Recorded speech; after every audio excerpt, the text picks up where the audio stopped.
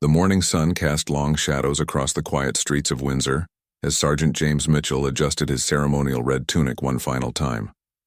After 15 years serving in the Coldstream Guards, he had grown accustomed to the weight of tradition that came with protecting the royal family. Today was supposed to be a routine assignment, escorting a classified diplomatic package from Windsor Castle to the Embassy District in London. James climbed into his unmarked black sedan, the precious cargo secured in a reinforced briefcase beside him. The package contained sensitive documents related to an upcoming state visit, the kind of materials that required the highest level of security clearance. His orders were explicit: maintain a low profile, avoid unnecessary attention, and deliver the package within the designated time frame. As he navigated through the winding country roads leading toward the M25, James noticed the fuel gauge dropping faster than expected. A small leak in the tank had developed overnight, something that hadn't been caught during the routine vehicle inspection. With no choice but to stop for fuel, he pulled into a service station on the outskirts of a small town. The briefcase, never, left his side as he filled the tank, his trained eyes constantly scanning the surroundings for potential threats. Years of security training had made such vigilance second nature. He paid quickly and returned to his vehicle, eager to continue the mission. However, as James pulled back onto the main road, he failed to notice the small detail that would soon change everything. In his haste to maintain the delivery schedule, he had inadvertently exceeded the speed limit by 15 miles per hour. The rural roads limit was clearly posted at 30, but his speedometer read 45 as he passed through the village center. Police Constable Sarah Chen was conducting routine traffic enforcement when her radar gun detected the speeding vehicle. A 7-year veteran of the Thames Valley Police, she had seen countless drivers rush through their quiet village, endangering local residents and schoolchildren. The black sedan appeared unremarkable, just another impatient motorist who thought the rules didn't apply to them. She activated her blue lights and pulled out from her concealed position behind a hedgerow. The black sedan immediately began to slow and pulled over onto a grass verge beside the road. Chen approached the vehicle with standard procedure in mind, expecting a routine traffic stop that would result in either a warning or a fixed penalty. Notice. As she walked toward the driver's side window, she observed a well-dressed man in his 40s wearing what appeared to be a red military-style jacket. His posture was rigid, professional, and he kept both hands visible on the steering wheel. These were positive signs that suggested cooperation rather than confrontation. James watched the approaching officer in his side mirror, quickly calculating his options. Protocol dictated that he should identify himself and explain his mission, but doing so would compromise the security of his assignment. The diplomatic package beside him contained information that could affect national security if it fell into the wrong hands, even those of well-meaning local police. When Constable Chen reached the window, James lowered it halfway and offered a respectful greeting. She could see immediately that this wasn't an ordinary traffic stop. The man's bearing screamed military training, and his clothing, while not a complete uniform, bore the distinctive scarlet color associated with the Queen's Guard. Chen requested his driving license and vehicle documentation, standard procedure for any traffic violation. James reached slowly for his wallet, but as he did so, Chen caught sight of the secured briefcase on the passenger seat. Its military-grade construction and official seals raised immediate questions about what exactly she had stumbled upon. The situation grew more complex when James presented his identification. His driving license showed a standard civilian address, but attached to it was a military identification card bearing the crest of the Household Division. Chen had never encountered anything quite like this during her years of service. She asked James to step out of the vehicle for a more detailed discussion, partly due to the suspicious nature of the briefcase, and partly because his explanation of being on official business seemed deliberately vague. James complied, but his reluctance was obvious to the trained eye of the experienced constable. Standing beside the vehicle on the quiet country road, both individuals found themselves in an unprecedented situation. Chen knew she had legal authority to investigate suspicious circumstances, While James understood that his mission's security requirements prevented him from providing the detailed explanations the officer clearly wanted. The tension on the quiet country road escalated quickly as Constable Chen pressed for more specific information about James's mission. Her police training had taught her to be suspicious of vague explanations, especially when expensive-looking briefcases were involved. Drug dealers and money launderers often used similar tactics to avoid scrutiny. James found himself in an impossible position. His orders were crystal clear about maintaining operational security, but the police officer's growing suspicion was threatening to derail the entire mission. When Chen asked to examine the briefcase, he politely but firmly refused, explaining that it contained classified materials that he was not authorized to reveal. This refusal only heightened Chen's concerns. In her experience, legitimate government officials usually carried proper identification and authorization letters that could quickly resolve such situations. James's military ID was authentic, but it provided no information about his current assignment or the contents of the briefcase. Chen decided to call for backup, a standard procedure when dealing with suspicious circumstances. She returned to her patrol car and radioed for additional units while keeping James under close observation. Her sergeant, Mike Thompson, responded immediately and informed her that 2 more patrol cars were en route. Within minutes, the quiet country road transformed into a crime scene. 2 additional police vehicles arrived with lights flashing, their occupants taking defensive positions around James's sedan. The briefcase became the focal point of everyone's attention, its official seals and military-grade construction suggesting contents far more significant than typical contraband.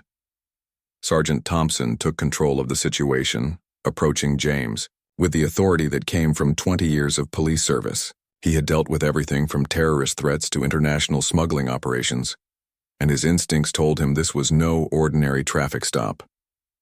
James remained calm and cooperative, but his refusal to open the briefcase or provide detailed information about his mission frustrated the assembled officers. Thompson decided to conduct a more thorough search of the vehicle, which was within his legal rights given the suspicious circumstances. The search revealed several items that further complicated the situation. James carried a government-issued mobile phone with encryption capabilities, a detailed route plan marked with specific timing requirements, and emergency contact numbers that connected directly to Buckingham Palace switchboard operators. These discoveries transformed the police response from routine traffic enforcement to a potential national security investigation. Thompson immediately contacted his superiors, explaining the unusual circumstances and requesting guidance on how to proceed. While waiting for instructions from headquarters, the police officers found themselves guarding a man who claimed to be on official royal business but refused to provide verification. James, meanwhile, watched precious minutes tick away, knowing that his delayed arrival would trigger security protocols at the embassy. The briefcase sat in the passenger seat like a puzzle box, its secrets locked away behind diplomatic seals and security classifications that the local police had no authority to breach. James knew that opening it without proper authorization would be a career-ending violation of his oath, regardless of the circumstances. As more police vehicles arrived, the small country road began to resemble a major incident scene. Curious, locals gathered at a safe distance taking photographs and videos with their mobile phones. The story of a mysterious man with a classified briefcase being detained by police began spreading through social media within minutes. Sergeant Thompson received a call from his chief inspector, who had been contacted by someone from the home office. The conversation was brief but intense, with Thompson's expression growing increasingly serious as he listened to instructions from his superior. The situation had now attracted attention at the highest levels of government. Officials who dealt with royal security matters were being briefed on the incident, while protocols designed to protect state secrets were being activated across multiple departments. James watched the growing police presence with growing concern. Every minute of delay increased the risk that his mission would be compromised. The diplomatic package he carried was time-sensitive, and its late arrival could disrupt carefully planned international negotiations. Chen observed James's behavior throughout the ordeal, noting that despite the stress of the situation, he maintained the disciplined composure of a trained soldier. His responses to questions were respectful but minimal, revealing nothing that might compromise his assignment while avoiding any behavior that could be construed as uncooperative. The standoff continued as officials at various levels of government worked to verify James's identity and mission.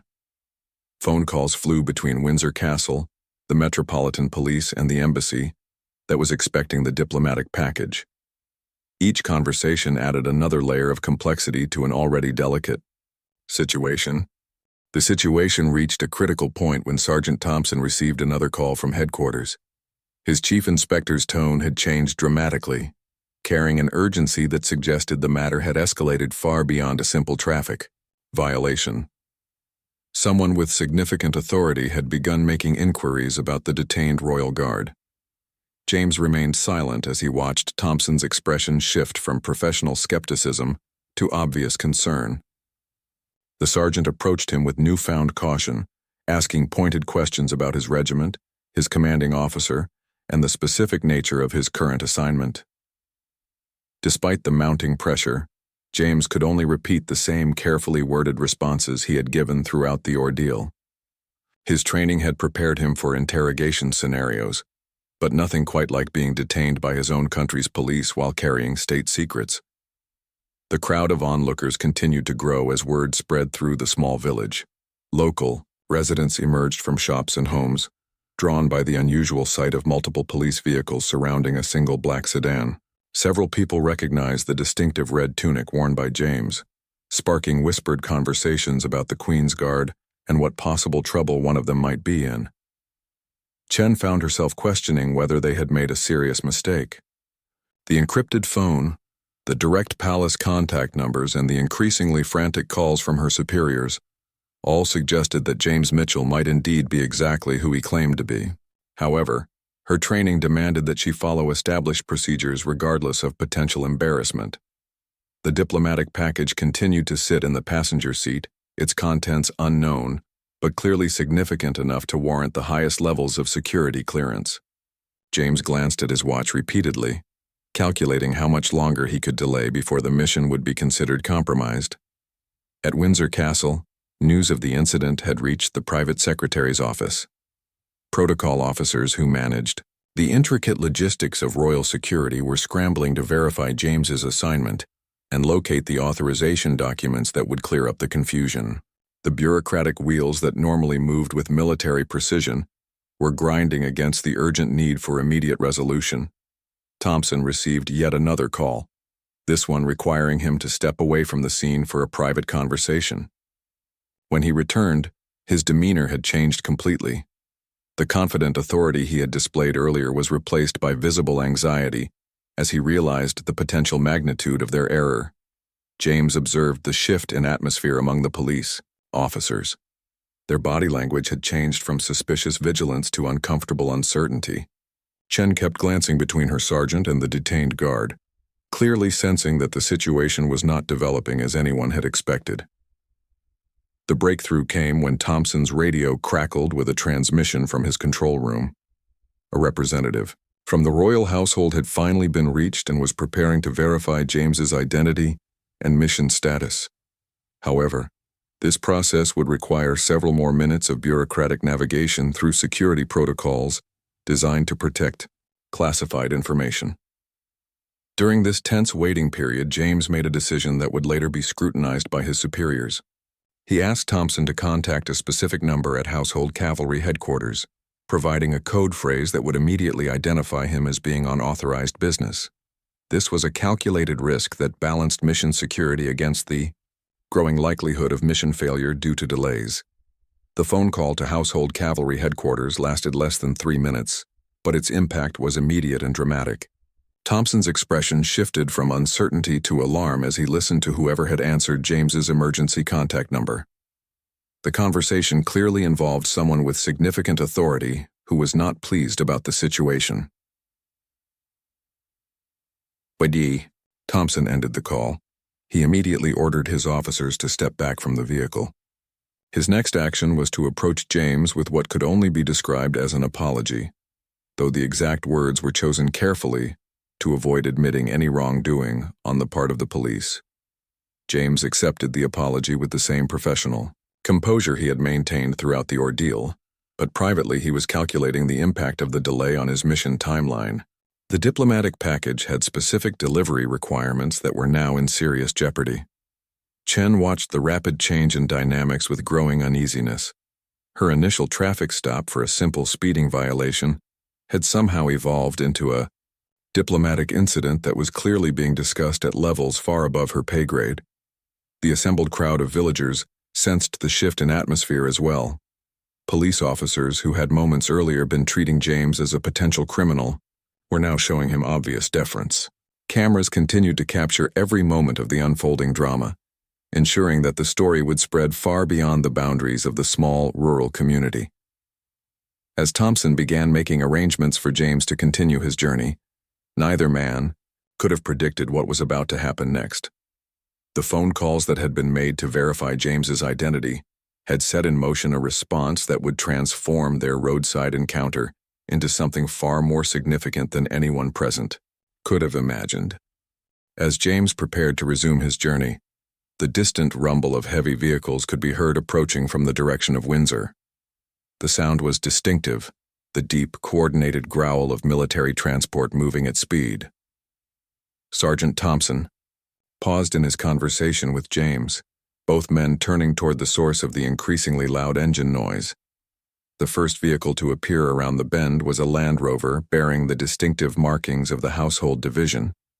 Behind it followed a convoy that made every civilian present realize they were witnessing something extraordinary. Two more military vehicles, a communications truck, and finally a transport carrying a full section of Coldstream Guards in ceremonial dress uniform. The convoy moved with military precision, each vehicle taking predetermined positions that effectively sealed off the entire area. The lead Land Rover stopped directly beside Thompson's patrol car, and from it emerged Colonel Sir Richard Hartwell, the commanding officer of James's regiment. Colonel Hartwell was a man whose presence commanded immediate attention. His uniform was immaculate. His bearing spoke of decades of military service, and his expression suggested barely contained displeasure at the circumstances that had brought him to this remote country road. Behind him, his aide-de-camp carried a leather portfolio containing official documents that would resolve any remaining questions about James's authority. The assembled police officers watched in stunned silence as 12 members of the Queen's Guard dismounted from their transport. These were not ceremonial soldiers playing dress-up for tourists, but combat-trained professionals who happened to perform ceremonial duties.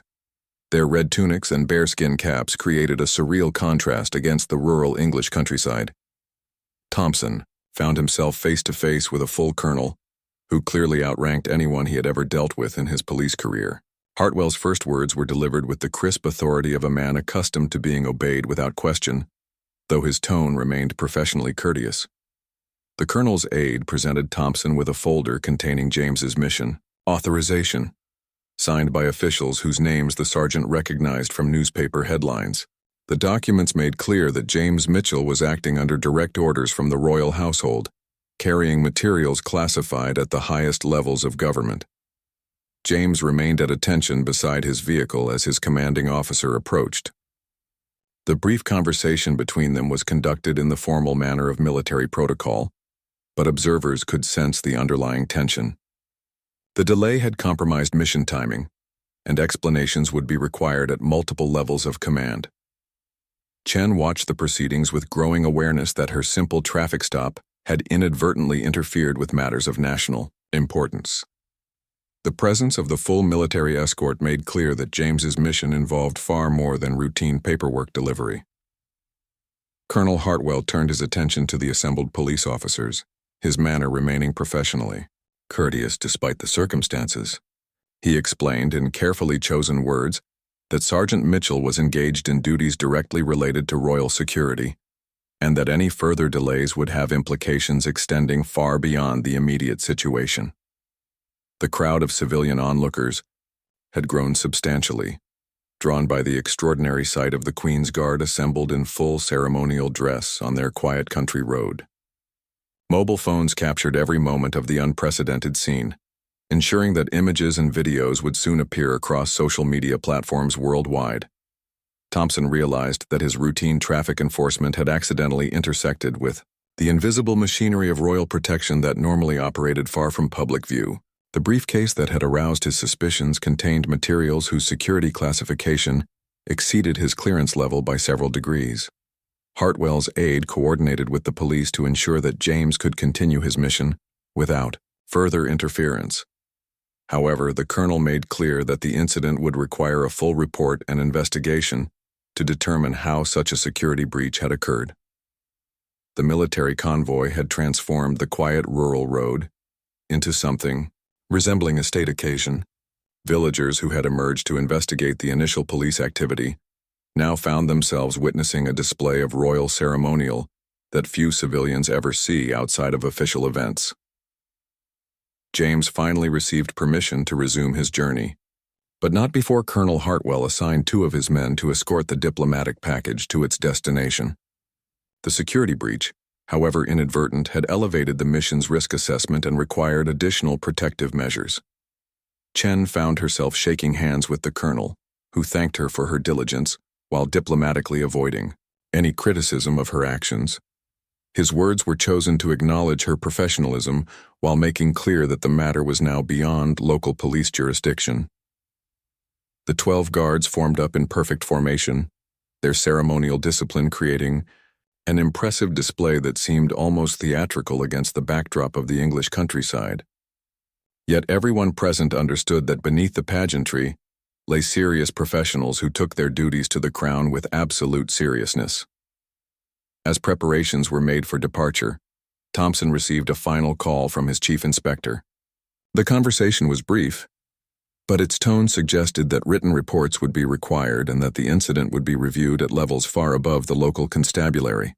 The departure of the military convoy was as precisely choreographed as its arrival had been. Colonel Hartwell personally oversaw the formation of the escort that would accompany James to his destination, ensuring that the compromised mission would be completed under maximum security protocols. James climbed back into his black sedan, the precious diplomatic package still secure beside him, but now accompanied by 2 additional vehicles filled with armed guards. What had begun as a covert delivery had been transformed into an official motorcade that would attract attention throughout its journey to London. The assembled villagers watched in amazement as the Queen's Guard formed up for departure. Their red tunics and towering bearskin caps created a scene that belonged more in a royal parade than on a quiet country road. Several elderly residents commented that they had never seen anything like it in their decades of rural life. Sergeant Thompson coordinated with military personnel to ensure safe passage through his jurisdiction. A conversation that involved radio communications with traffic control centers and route planning that extended far beyond normal police procedures. The incident had elevated what should have been a routine drive into a security operation involving multiple agencies. Colonel Hartwell took a final moment to address the situation with local police leadership. His aide placed several calls that would ensure the incident was properly documented within government channels, while maintaining the classification levels that protected sensitive information. Chen found herself assigned to escort the convoy to the edge of her jurisdiction, a responsibility that felt both honoring and nerve-wracking. She had begun her shift expecting to issue speeding tickets and conduct routine patrols, not provide security for the Queen's Guard on official business. The convoy pulled away with military precision, each vehicle maintaining exact spacing and speed as they proceeded toward the main road. James drove his sedan in the center of the formation, flanked by Land Rovers carrying his regimental colleagues who would ensure his safe arrival at the embassy.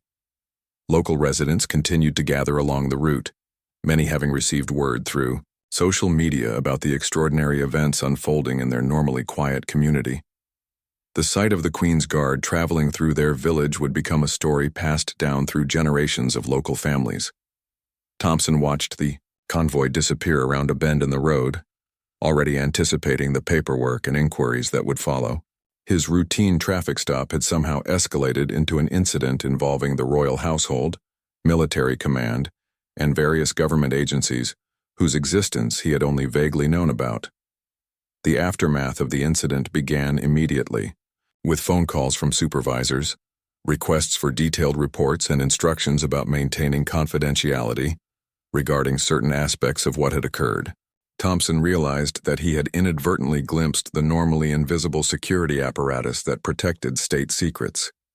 Chen returned to her patrol duties with a new understanding of how complex the machinery of government could be. Her straightforward approach to traffic enforcement had accidentally intersected with protocols designed to protect information that could affect international relations. The diplomatic package finally reached its destination at the embassy, delivered by James under the watchful protection of his regimental colleagues. The delay had required adjustments to carefully planned diplomatic schedules, but the security of the classified materials had never been truly compromised. Colonel Hartwell initiated a comprehensive review of the incident, examining how a routine security mission had been transformed into a public spectacle. The protocols that were designed to maintain operational secrecy had been tested in an unexpected way, revealing both strengths and vulnerabilities in existing procedures. James submitted his mission report that evening, documenting every detail of the encounter with local police and the subsequent military response. The incident would be studied by security professionals who specialized in protecting sensitive government operations from inadvertent exposure. The village where the encounter occurred found itself briefly famous as images and videos of the Queen's Guard spread across social media platforms. Local businesses reported increased interest from tourists hoping to visit the site where such an unusual event had taken place. Thompson's superiors conducted their own investigation, reviewing procedures for handling encounters with government personnel carrying classified materials. The incident highlighted gaps in training that could help local police better recognize and respond to such situations in the future. The story began appearing in local newspapers within days, though official sources provided only minimal details about the nature of James's mission or the contents of the briefcase that had started the entire incident. Government press officers carefully managed information released to maintain necessary security classifications. Chen received commendation for her professional handling of suspicious circumstances, though her superiors also provided additional training about recognizing official government operations.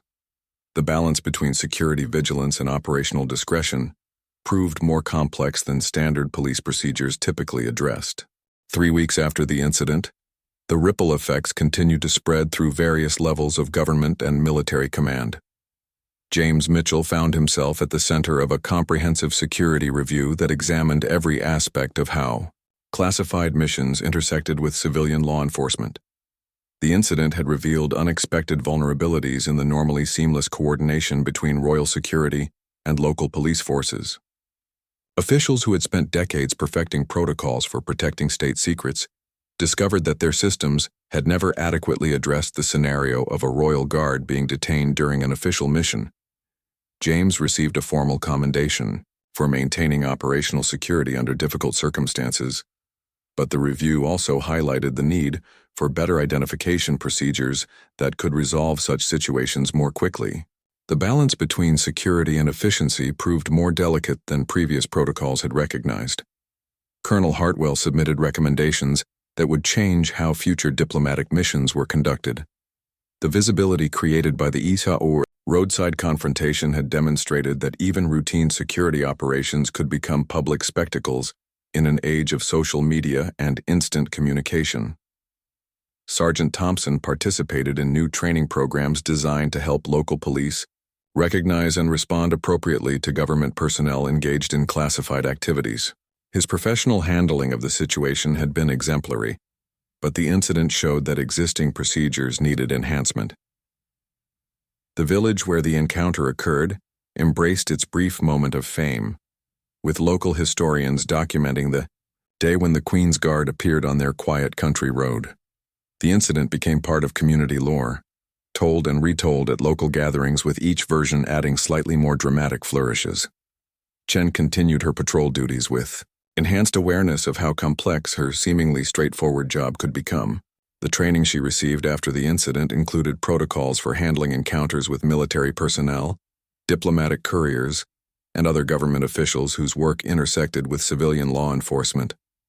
The diplomatic package that had started the entire incident was eventually delivered successfully, its contents contributing to negotiations that helped strengthen international relationships. The delay caused by the roadside detention had required schedule adjustments, but the ultimate mission remained successful. Government security experts used the incident as a case study for training programs, analyzing each decision point to understand how similar situations might be handled more effectively in the future. The balance between maintaining security and avoiding unnecessary confrontations proved to be an ongoing challenge. James returned to his regular duties with the Coldstream Guards, though his experience had given him unique insights into how royal security protocols interacted with civilian law enforcement. His recommendations contributed to policy changes that would help prevent similar incidents in the future. The story eventually appeared in military journals and police training materials, though always with identifying details removed to protect the individuals involved. The lessons learned from the encounter influenced procedures used by security services throughout the United Kingdom. Thompson was promoted several months later, his professional handling of the complex situation having been noted by superiors, who understood the delicate nature of the circumstances he had navigated. The incident had tested his judgment in ways that normal police work rarely demanded. Local residents occasionally spotted royal vehicles passing through their village, though never again with the dramatic circumstances that had made their community briefly famous. The incident had given them a glimpse into the normally invisible world of government security operations. The broader implications of the incident extended beyond the individuals directly involved, influencing how government agencies coordinated with local law enforcement. The challenge of maintaining security while operating within a civilian legal framework required ongoing attention from policymakers.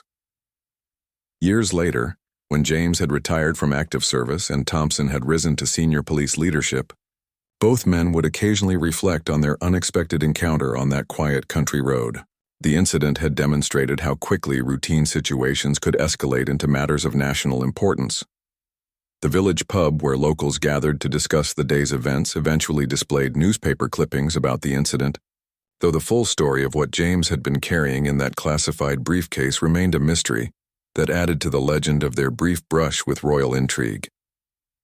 The lessons learned from the encounter continued to influence security protocols and police training programs, ensuring that future interactions between royal guards and civilian law enforcement would be handled with greater understanding of the complex responsibilities each side carried in protecting both state secrets and public safety.